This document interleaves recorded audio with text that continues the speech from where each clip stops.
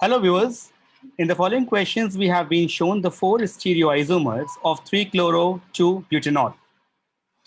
Now we have to assign R or S configuration to each of the chiral centers in all the four and have to tell which are the enantiomers and which compounds are diastereomers.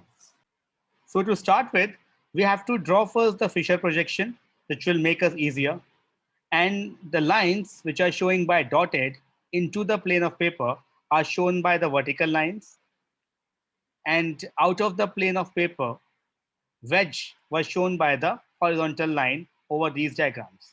So if I draw the Fisher projection of the same, I will write the molecules over here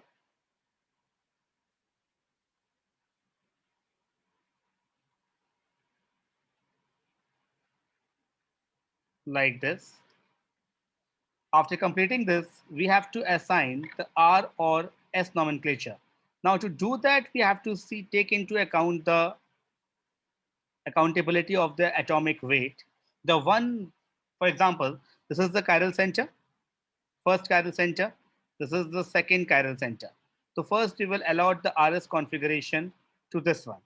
To allot these, we will see out of the four valencies of the carbon where different molecules are attached, the first atom which is attached should be having the highest atomic number or atomic mass. So you see we have hydrogen, carbon, carbon and oxygen. Oxygen has a higher atomic number, so I will assign number 1 to it. Now further we have carbon and carbon.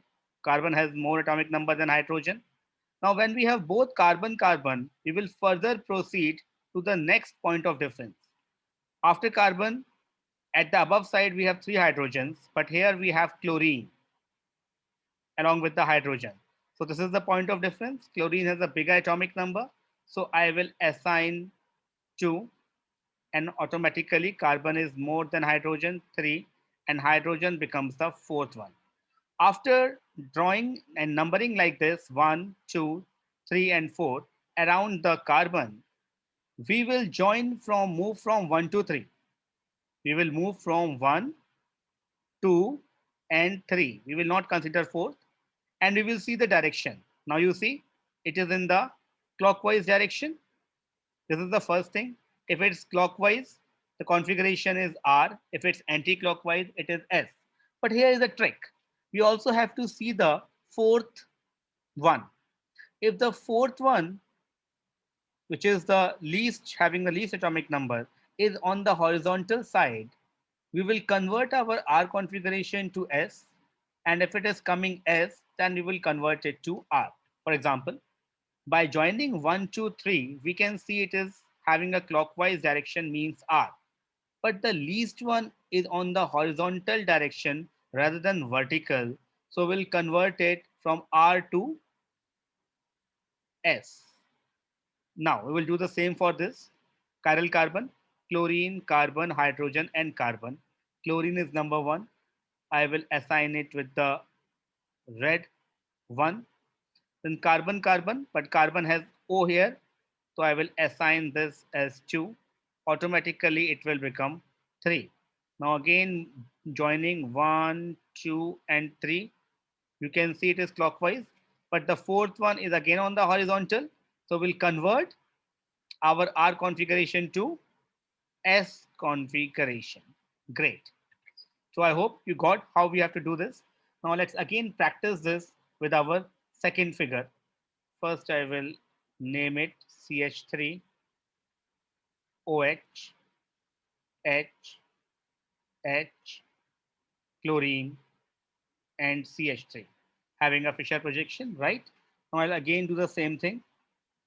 Carbon, hydrogen, oxygen, carbon. I'll name it as number 1. Now this carbon has chlorine, number 2, and number 3. So 1, 2, 3. Again it's clockwise R, but the fourth one is on the horizontal. So R becomes S configuration. Same we will do with the next chiral carbon with the red one. Chlorine, number 1. Now this carbon has oxygen attached, where this carbon has hydrogen. So it will be number 2. This will be number 3. Now moving from 1, 2, 3. Now you see it is coming anti-clockwise. Anti-clockwise means S configuration. But again, the least horizontal one is on the horizontal line. So we will convert this S to R. It's a trick which will never go wrong in the Fisher projection. Now doing it for the third one, CH3, OH, H, chlorine, H, and then CH3. Doing the same trick. This is 1, this is 2, this is 3. Moving 1, 2, 3. Now you see it is anti-clockwise, but the least one is on the horizontal path line. So we will make it S converted S to R. It is having a R configuration. Coming to the second chiral carbon, this is 1, this will be 2, this will be 3. So 1, 2, 3. Again, it is coming anti-clockwise, but hydrogen on the horizontal line. So we will convert S to R, having RR configuration. Now we are left with the last one quickly. Now I hope you guys have got a pretty good idea how to do that. So quickly try it out for yourself. Having said this is the first chiral carbon, again 1, 2, 3, 1, 2, 3. Now you see anti-clockwise, but hydrogen on the horizontal line. So S configuration will convert to R. Doing the same thing with the below chiral carbon, we have 1, 2, and 3.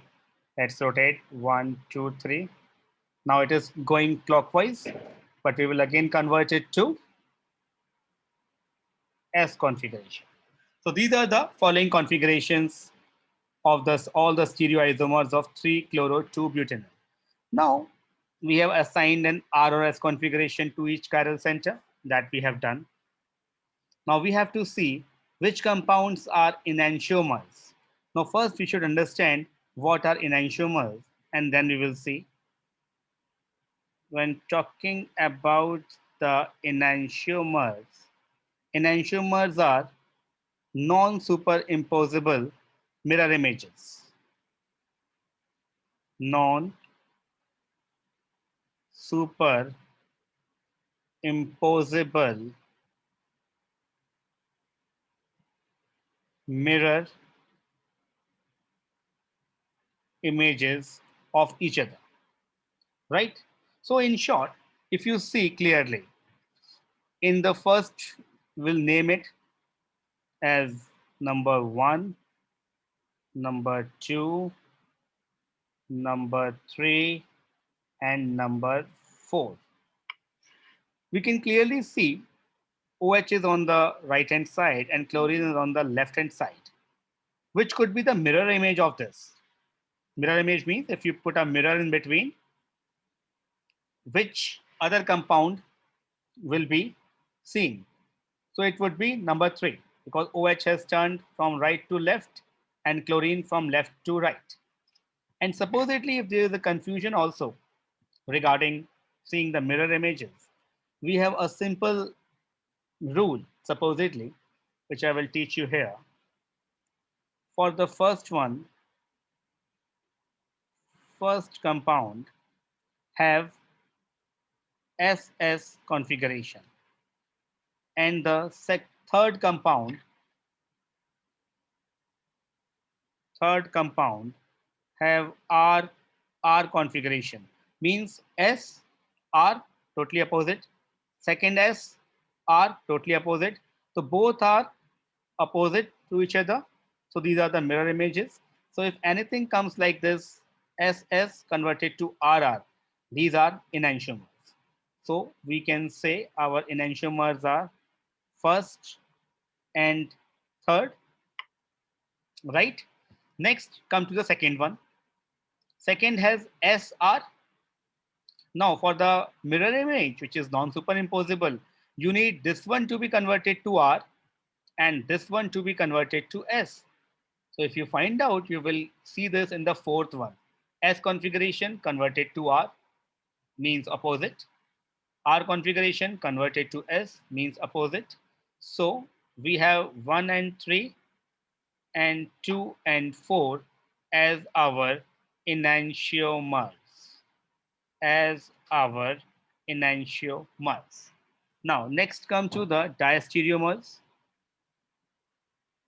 Again, these are the stereoisomers, diastereomers.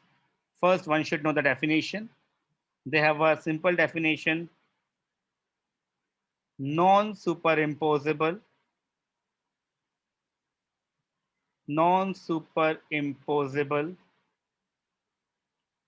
and non-mirror images. So neither they are mirror images nor they are superimposable. If any two compounds follows this, they are the diastereomers of each other. For this, again, one simple rule. If out of SS, anything wouldn't change, will remain same, they would be becoming a diastereomer. For example, I'll take again number 1. Number 1 has configuration of S and S. And if I compare it with the second one have S R. So first S is not converted. S and S will remain same, whereas second one is converted to R.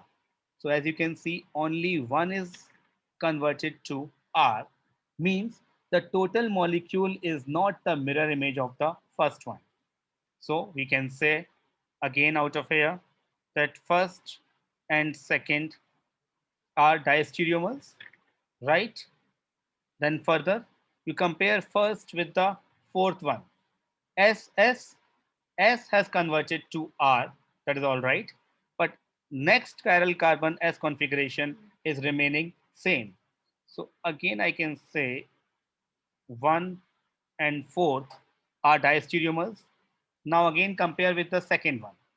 SR, you compare it with the third one. S has changed to R, that is okay. But this R is same, means it has not rotated. So again, second and third are diastereomers. And last, RR, you compare it with the fourth one, R has remained same, but this R has been converted to S. So since one of the configuration remains same, they are not the mirror images, neither superimposable. So again, we can say 3 and 4.